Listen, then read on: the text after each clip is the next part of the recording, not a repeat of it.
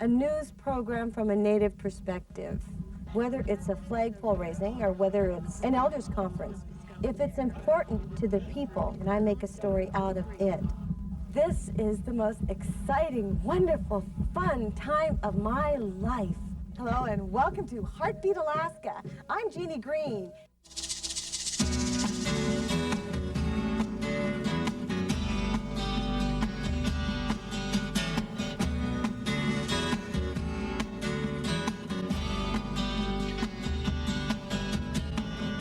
There's a heartbeat, louder than thunder, revolution is in the air. There's a heartbeat deep inside our mother. Are you too cool to care? Hello and welcome to Heartbeat, Alaska. Native news and Native information. I'm Jeannie Green. Thank you so much for joining us. Hello, Canada. Nice to have you with us. I love the emails that we get every single week from you. Hello to our good friends across America. If you don't know it, Heartbeat, Alaska is aired on reservations across the continent. We welcome you, Navajo Nation. We welcome you, Passamaquoddy Tribe.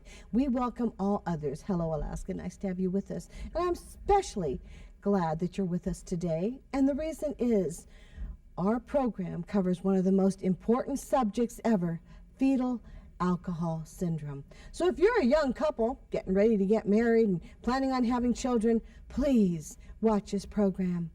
If you're elders, watch this program to pass the information on to the youth.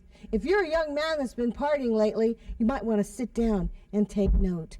Fetal alcohol syndrome, a disorder that's 100% preventable, coming up right after this. We at Jeannie Green Productions count on Reliance Tax Accountants because accounting is what they do. They've recently moved to 516 East Fireweed Lane in Anchorage. Reliance has been in business since 1981. Glad to see you. So only the location is new. Come by and talk with lifelong Alaskan Kathy Riley. With 21 years helping individuals and businesses with their tax accounting needs, Reliance Tax Accounting has the experience to make a difference to your bottom line. Call 561-0998 and start counting on the pros at Reliance Tax Accounting.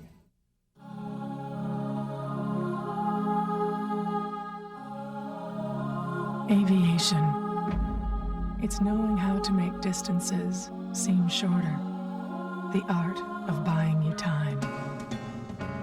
The business of bringing people together. And another reason to look up. Era Aviation. This is our sky.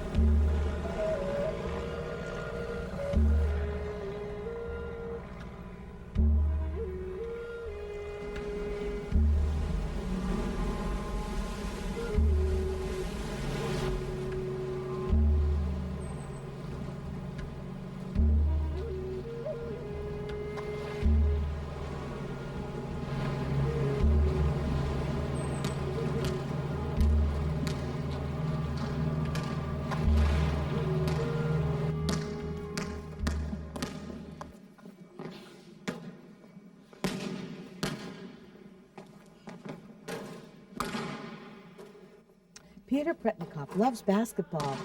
He hopes one day he'll make the varsity team, but it'll be a hard road. But he's come a long way already.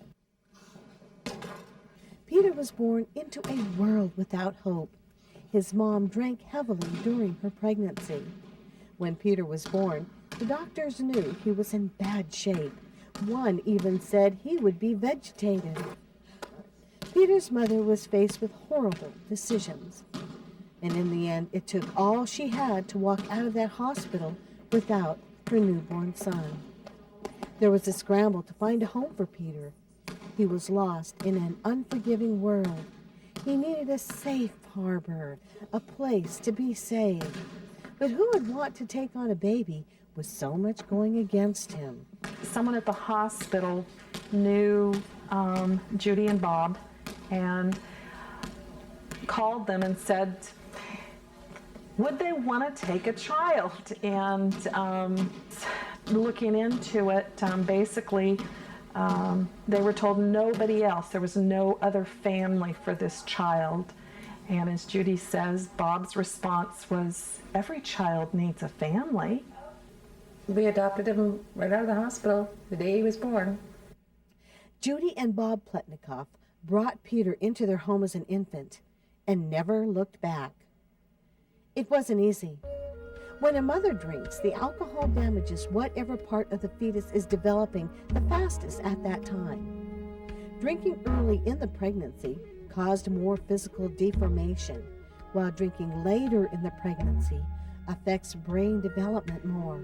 Fetal alcohol syndrome, which is only acquired if a child is exposed to heavy alcohol during the first trimester of life, because that's when the physical facial features can be damaged. But a child who is exposed to, who does not have those facial features, could be just as heavily impacted or more heavily impacted by prenatal exposure in the third or second trimester. So those children and those individuals carry a hidden disability. They don't appear different, but their brains and their nervous system are very affected and very different. Nancy Wells works for the Kodiak Area Native Association and deals with many of the FAS cases on the island. This is what the teachers got, was a set of the books, trying differently. Recently, the state sent grants out to Kodiak and 8 other communities around the state. The money helps people like Nancy set up programs in their communities to provide FAS services and education. These bags were packed with educational material and handed out to teachers on the island. This is the first of a 2-pronged approach to dealing with fetal alcohol syndrome. Prevention. It is 100% preventable. Marian Estelle is the wellness coordinator for Rural Cap, a group that tries to help natives succeed and be prosperous without having to leave their villages. She knows that the time for a couple to stop drinking is before she's pregnant.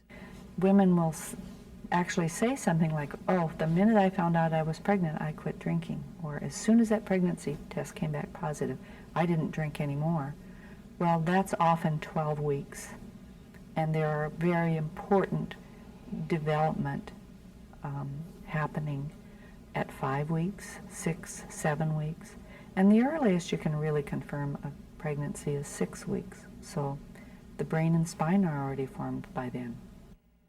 Rural Cap has produced a 4-poster series that helps people understand what alcohol can do to a fetus.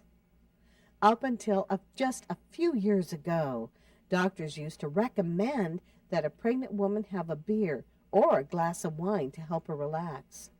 New research found this is not okay. Smaller amounts of alcohol still have effects on an unborn child. These lesser cases are referred to as FAE, or fetal alcohol affected. And then there are children who do not have the physical deformities on their face.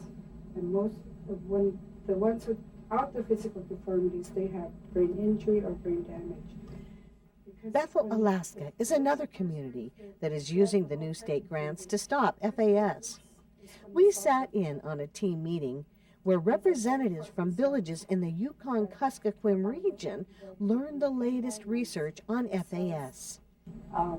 Work with children who are different that way. Ardyce Turner is a health educator that specializes in FAS. She knows it takes both the father and the mother to prevent the new baby from alcohol damage. There has been studies shown that even if a pregnant woman is not drinking and the man has been drinking, even at conception, the man, if he's drinking, he can cause damage to his sperm count. It affects his ability to be a father. With the new state grant, Ardyce was able to send out training materials to over 200 people so far. She's working to train people in 57 villages in the region to help with FAS. These people will be able to help parents and teachers deal with their affected children. And one of the things that we started here in Bethel is a parent support group, and that's exactly, we try to share information on what kind of intervention, discipline strategies, or even parenting styles. If you need help out there, we can come out as a diagnostic team, or even myself in this position, I could come out and help you folks start a parent support group for families who have children with alcohol-related birth defects. But one of the most important things is the reason why we send it out to community wellness counselors is because they are certified and they have skills on how to provide family counseling, which is very important that we try to work together with the other service providers in the villages to connect. The idea is to empower them to live up to their full potential. This is the second part of dealing with FAS, helping affected individuals. When Judy and Bob first started with Peter, there was no FAS team on Kodiak Island. Judy took Peter to see Diane Molden, an expert from the lower 48 that visited Kodiak a few years back to get help and strategies and to find out how Peter's brain worked differently from most people's. They wanted to know how to help Peter reach his full potential. And that was really helpful. She gave a lot of information from other people who have fetal alcohol syndrome who described how it is. It sort of changed the way our approach at the time, well, I guess we didn't really have an approach, but it gave us a better idea how to deal with it. And they have materials, like I said, for the teachers, and they also had materials for Peter to help us explain to him what was different about him so he could be, more accepting of that. The idea of the Compass Project on Kodiak Island is to have doctors, educators, and social workers on the island itself ready to help diagnose individuals with FAS and come up with strategies to help. The defects that alcohol produces in unborn children can never be reversed, and each victim is different. Each victim needs their own unique treatment plan. A family will need support and planning for a lifetime.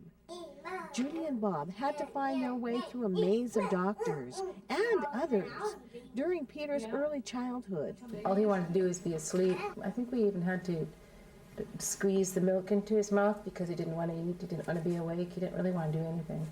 His first year or two, there were a lot of medical interventions. His eyes, teeth, his heart, he had problems with, but that's all taken care of now.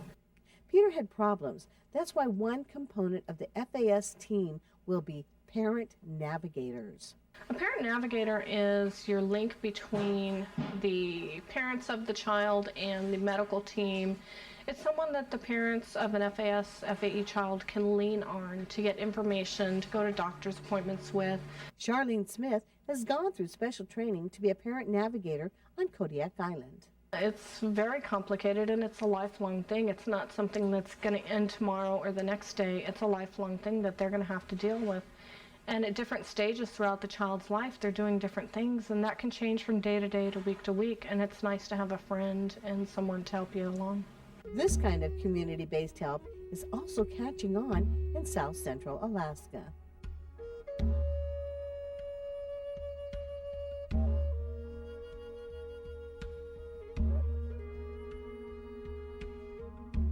I called over there and left the FYS the number, and so they were going to coordinate it. Leon Birdtail is the Alcohol and Drug Program Coordinator for Chugachmute, a branch of Chugach Natives Corporation. Leon has dealt with drug and alcohol addiction for a long time and knows that the real answers to the tragedy of FAS can't come from outside. We know that the most effective treatment comes from within our own communities. In the past, we've been taught to always look outside our communities for an answer, but it has never worked. That is why I feel that is why we are we are battling alcohol and drug addictions in our communities. So I know that each community has their own solutions. So in order to develop effective programs, we got to look in the community to get those solutions, to develop them so we can have healthy families, so we can have healthy generations. Though the new state grants will only last a few years, the idea is to lay the groundwork that will last for generations. The goal is to make programs fit. Leon is building on his own firsthand experience to find programs that will work with Native values. I'm a recovering person. I have 18 years of recovery in chemical, from alcohol, and just taking my knowledge of recovery and also the knowledge I accumulated through education and also from learning from other people and putting it together and that stuff. And it just isn't me, it's happening all over in Indian communities and tribal communities, is that they're looking at their own values and their own culture to help heal the families and the community.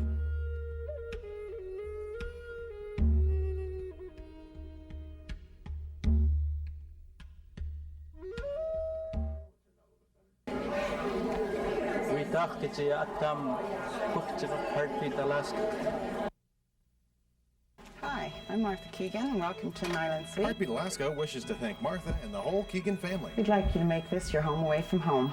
She made sure we were very comfortable during our stay on Kodiak.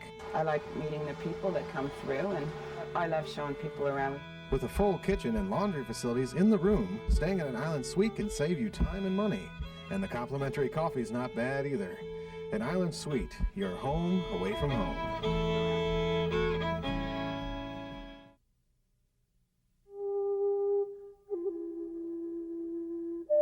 Heartbeat Alaska is brought to you in part by Bristol Environmental and Engineering Services, serving Alaska since 1994, a subsidiary of Bristol Bay Native Corporation. Hi, I'm Mark from Scan Home, and we are proud to sponsor Heartbeat Alaska. Scan Home, serving all of Alaska's home and office furnishing needs. Thank you, Scan Home, for making Heartbeat Alaska possible. Heartbeat Alaska is brought to you in part by Brown's Electric Lighting Gallery. Thank you, Brown's Electric, for your generous support of Heartbeat Alaska.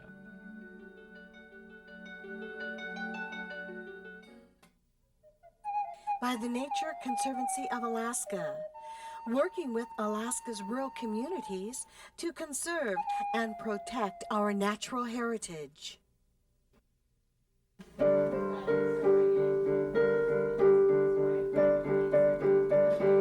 Peter began his life as a little boy with no hope. Now he's a third grader with eyes focused straight into the future and his heart filled with dreams. Peter dreams of playing basketball on the varsity team, of becoming a barber, maybe even becoming a pilot. Peter's story shows us what can be done with a great network of support and lots of work. The help we have provided has been educational material, but his family's done all the work. His family and his teachers, he's in a wonderful, supportive environment at school. We have a resource here where we can go get things for teachers to read. And we do usually bring them the year before they get Peter. We'll bring them some things to read, and so they know what techniques to use with Peter in the classroom that work, and what things are behavioral, and usually they aren't with Peter, and what things are just part of the whole syndrome. For example, attention span or staying on a task. Those are real challenging for Peter. Sitting still for a long time is hard for him. So the teachers learn hopefully from the literature that we give them in the workshops that they go to, ways to deal with that and to help Peter. All of Peter's teachers have been willing to go the extra mile to get him learning. With help from Nancy's office, Judy was able to provide information to all of his teachers to help them teach Peter in a way he could understand. Peter is very energetic, very exciting to be around. He is puts forth a lot of effort and cares about his schoolwork. He's nice to have in class. He's a joy to have in class. One of the strategies that his first grade teacher, who's excellent, incorporated was realizing that Peter could not sit still for an extended period of time and do seat work. It just wasn't possible. So what she did, she would give him partial assignments. So if the kids were doing seat work in the class, say it was math, for instance, she would mark that how far he would have to go on his math sheet. So maybe it'd be the first row of problems, and she'd put a check. And when he got to that check, he was required to get up and go find her in the classroom, because she would be circulating around the children. Not raise his hand or anything, but it was his responsibility at that point. Get up, get out of his seat, and walk over to her and show her what he'd done, and then she would mark what he would have to do next. So what it was doing was acknowledging that he had to get up and move. But he was doing his work, he was complying, because the getting up and out of his seat and moving was actually doing something that was on task. It was something he was supposed to do. So it was a build on success. Peter's desk is right up front, and that's no accident. Peter sits up front so that I can talk to him and make sure he's on task and he's followed directions, and it's easier to make sure that he's following directions. That's how far you got in your book? What page are you on? Judy lent us a helping hand by asking Peter some questions for us. Do you like school? Yeah. What's your favorite subject? Math. Because it's fun and we get to do these all kind of problems. Oh, is it hard? No. Is school hard? Yeah. Is school hard? Do you think you work pretty hard at school? Yes. You have lots of homework? Yeah. And how do you get that done? By my brother helping me. In the range of the class and the continuum and what he can do, what I do with him, he does well. I think his brother at home reinforces what's done in the class, and that's really helpful. Peter's older brother tutors him after school every day. As a matter of fact, it's his job. Judy and Bob pay him $5 a day to give Peter the kind of one-on-one teaching that he needs. Okay. This is just the kind of help that children with FAS need to flourish. It's very easy for them to fall through the cracks.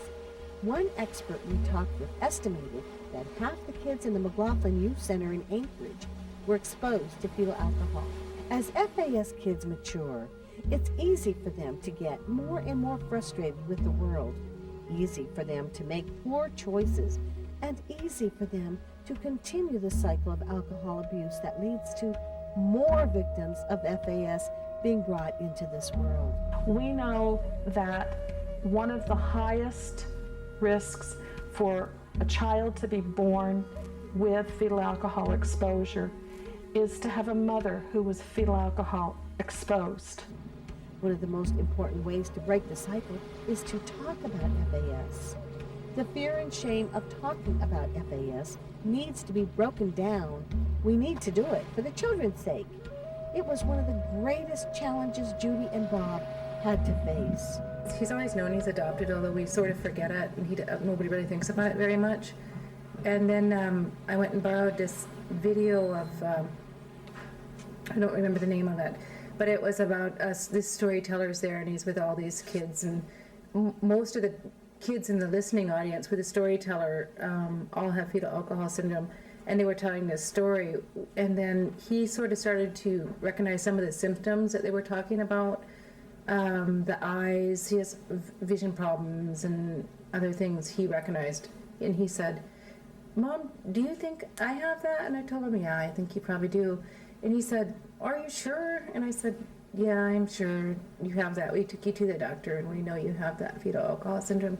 And he said, "Oh," and that was about it. So then we rewound the tape and looked at all the kids in the tape that had it, and they all looked pretty cool and they looked okay. And he thought they looked all right, so he decided it was probably okay. Oh, na, hey, na, na. Oh, na. Peter found his safe harbor on this rocky island. He dreams one day of being on the varsity basketball team, of being a barber, or even a pilot. None of these goals will be easy, but when you look back at how hopeless his case was before he came to Kodiak, and how far he's come since he's arrived here, you understand just why Peter is such a hopeful boy. Oh, my ultimate vision is to have no more FAS children. My short-term goal is to have the parents that do have children with FAS, to let them know that we're out here and that we can help. The goal of the Compass Project is to help parents and victims of FAS to find safe harbor and connect with people who can help them for the rest of their lives. The dream of the Compass Project is to eliminate fetal alcohol syndrome, the enemy that can be totally prevented.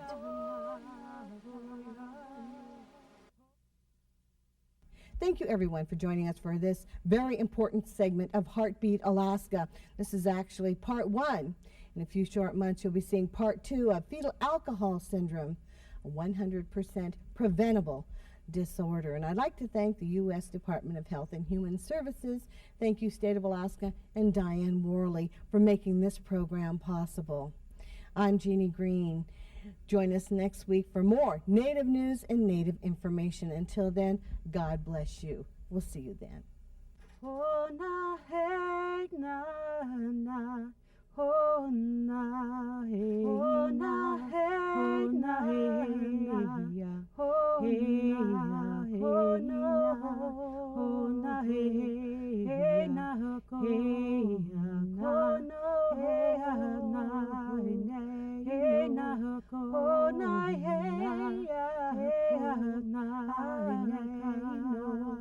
oh, na, hey, oh, ya na, oh, ya na, oh, ya ni, oh, ya na, oh, ya ni, oh, ya ni, oh, ne na, hey, na, no, hey, na, hey, na, oh, na, hey.